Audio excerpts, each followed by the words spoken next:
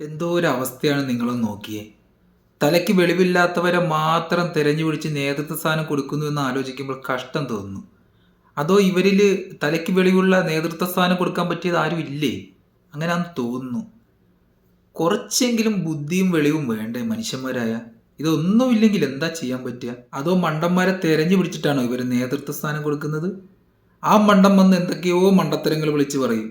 ആ മണ്ടത്തരം കേട്ട് ചിരിക്കാൻ കുറേ മണ്ടന്മാരും. നിങ്ങൾ ഈ വാർത്ത ഒന്ന് വായിച്ചേ. തലയ്ക്ക് വെളിവുള്ള ആരെങ്കിലും പറയോ ഇങ്ങനെയൊക്കെ? അല്പം ബുദ്ധിയുണ്ട് മന്ദബുദ്ധി എന്ന് വിളിക്കാം. ആ ബുദ്ധി ഇല്ലെങ്കിൽ ഇവരെയൊക്കെ മനുഷ്യനായിട്ട് കൂട്ടാൻ പറ്റുമോ? ചോറ് കഴിക്കേണ്ടത് ചോറ് തന്നെ കഴിക്കണം.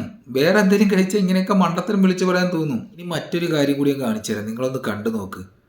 തദ്ദേശ സ്വയംഭരണ തെരഞ്ഞെടുപ്പിൽ മത്സരിക്കുന്ന ഒരു സ്ഥാനാർത്ഥിയുടെ നോട്ടീസാണിത്. ഈ നോട്ടീസിൽ ഏത് പാർട്ടിയുടെ പേരാണ് നിങ്ങൾ നോക്കിയേ? സ്വന്തം പാർട്ടിയുടെ പേര് കൃത്യമായിട്ട് പോലും എഴുതാൻ അറിയാത്ത, സ്വന്തം പാർട്ടിയുടെ പേരിൽ എത്ര അക്ഷരങ്ങളുണ്ട്, ആ വേർഡുകൾ ഏതൊക്കെയാണെന്ന് പോലും തിരിച്ചറിയാൻ കഴിയാത്ത മണ്ടന്മാരിൽ മണ്ടന്മാരായ കുറേ ആളുകളാണ്. യാതൊരുവിധ ബുദ്ധിയും വെളിവും ഇല്ലാതെ എന്തിനോ വേണ്ടി തിളക്കുന്ന സാമ്പാർ എന്നൊക്കെ പറയാറില്ലേ, എന്ന് പറഞ്ഞതുപോലെ ഇവിടെ വന്ന് കലുബല കലുബല എന്ന് സംസാരിച്ച് സ്വയം ഇമേജ് സ്വന്തമായിട്ട് ഇല്ലാതാക്കുന്ന കുറേ എണ്ണം. ആഴ്ചയിൽ ഒരു ദിവസമെങ്കിലും അരിയുടെ ഭക്ഷണം കഴിച്ചാലല്ലേ അല്പം ബുദ്ധി ഉണ്ടാവുക.